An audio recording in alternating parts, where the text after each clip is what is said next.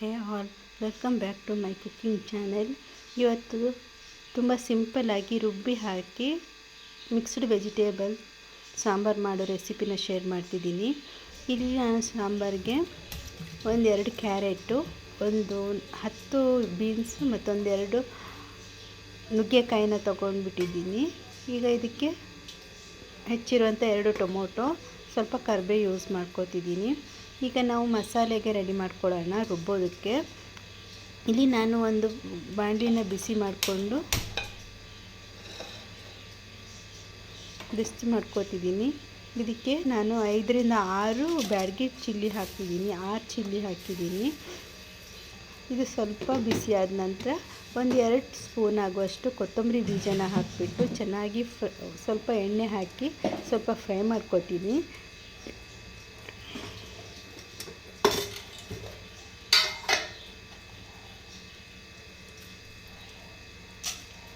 2 spoon ಆಗುವಷ್ಟು ಕೊತ್ತಂಬರಿ ಬೀಜ ಹಾಕಿದ್ದೀನಿ. ಸ್ವಲ್ಪ ರೋಸ್ಟ್ ಮಾಡ್ಕೋತೀನಿ ಎಣ್ಣೆ ಹಾಕಿಬಿಟ್ಟು.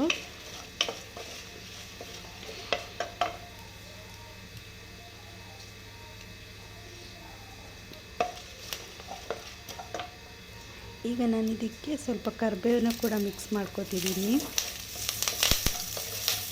ಇದು ಸ್ವಲ್ಪ ಫ್ರೈ ಆದ ಕೂಡಲೇ ಸ್ವಲ್ಪ ಅಂದರೆ 1 ಭಾಗ ಆಗುವಷ್ಟು ತೆಂಗಿನಕಾಯಿನ ಚಿಕ್ಕದಾಗಿ ಕಟ್ ಮಾಡಿ ಹಾಕಿದ್ದೀನಿ.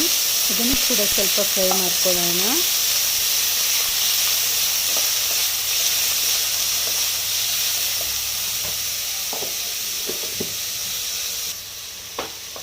ಇದು ಚೆನ್ನಾಗಿ ಫ್ರೈ ಆಗಿದೆ. ಇದನ್ನು ನಾವು ಒಂದು ಮಿಕ್ಸಿ ಜಾರ್ಗೆ ಟ್ರಾನ್ಸ್ಫರ್ ಮಾಡ್ಕೊಳ್ಳೋಣ. ಅದೇ ಪಾತ್ರೆಗೆ ನಾನು ಒಗ್ಗರಣೆ ಯೂಸ್ ಮಾಡ್ತಿದ್ದೀನಿ. ಸ್ವಲ್ಪ ಎಣ್ಣೆ ಹಾಕಿಬಿಟ್ಟು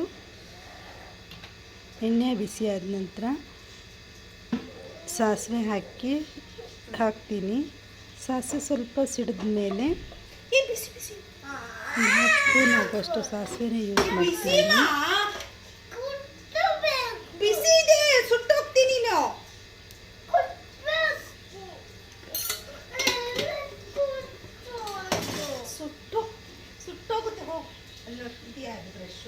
ಸಾಸಿವೆ ಸಿಡಿದ ಮೇಲೆ ಇದಕ್ಕೆ ನಾನು ಸ್ವಲ್ಪ ಕರಿಬೇವನ್ನು ಹಾಕ್ತಿದ್ದೀನಿ.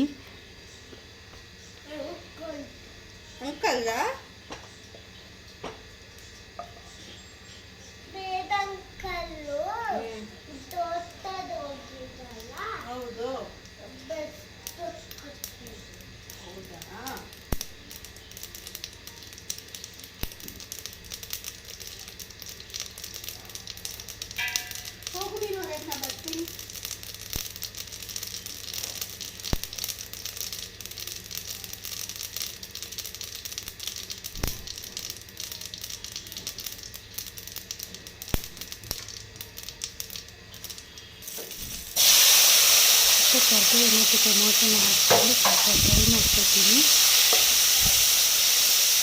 ಇದು ಸ್ವಲ್ಪ ಬಾಣಲಿ ತುಂಬಾ ಬಿಸಿಯಾಗಿತ್ತು, ಹಾಗಾಗಿ ಹೀಗೆ ಹೊಗೆ ಬರ್ತಿದೆ ಅಷ್ಟೇ.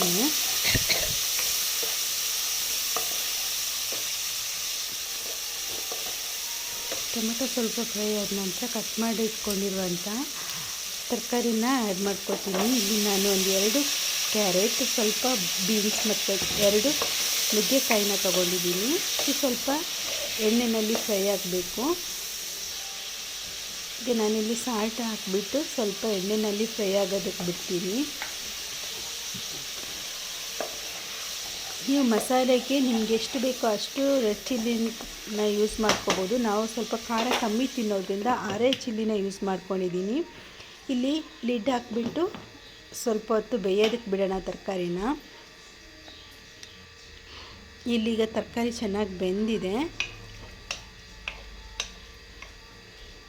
ಇದಕ್ಕೆ ನಾನೀಗ ಸ್ವಲ್ಪ ಹೆಸರು ಕಾಳನ್ನು ಬೇಯಿಸಿದ್ದೀನಿ. 1/2 ಕಪ್ ಆಗುವಷ್ಟು ಹೆಸರು ಕಾಳನ್ನು ಚೆನ್ನಾಗಿ ಕುಕ್ಕರಲ್ಲಿ ಬೇಯಿಸ್ಕೊಂಡಿದ್ದೀನಿ. ಅದನ್ನು ಇದಕ್ಕೆ ಮಿಕ್ಸ್ ಮಾಡ್ಕೋತಿದ್ದೀನಿ. ಇಲ್ಲಿ ನಾನು ತೊಗರಿಬೇಳೆ ಯೂಸ್ ಮಾಡ್ತಿಲ್ಲ, ಹೆಸರು ಕಾಳನ್ನು ಯೂಸ್ ಮಾಡ್ಕೋತಿದ್ದೀನಿ.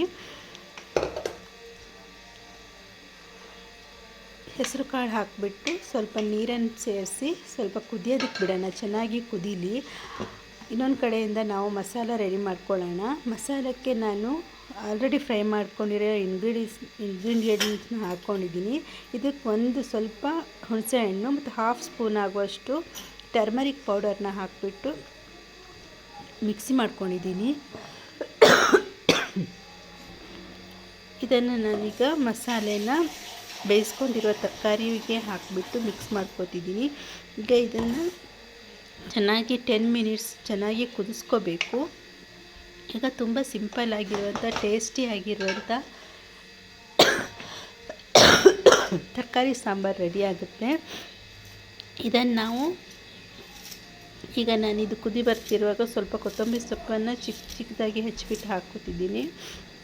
ಇದನ್ನು ನಾವು ಅನ್ನದ ಜೊತೆ ಅಥವಾ ಮುದ್ದೆ ಜೊತೆ ಇಡ್ಲಿ ಜೊತೆನೂ ಕೂಡ ಸರ್ವ್ ಮಾಡ್ಕೊಬೋದು. ತುಂಬ ಟೇಸ್ಟಿಯಾಗಿರುತ್ತೆ, ತುಂಬ ಈಸಿ ಕೂಡ ಪ್ರಿಪೇರ್ ಮಾಡ್ಕೊಳ್ಳೋದು. ಸ್ವಲ್ಪ ಡಿಫ್ರೆಂಟ್ ಆಗಿದೆ ರುಬ್ಬ ಹಾಕಿರೋದ್ರಿಂದ.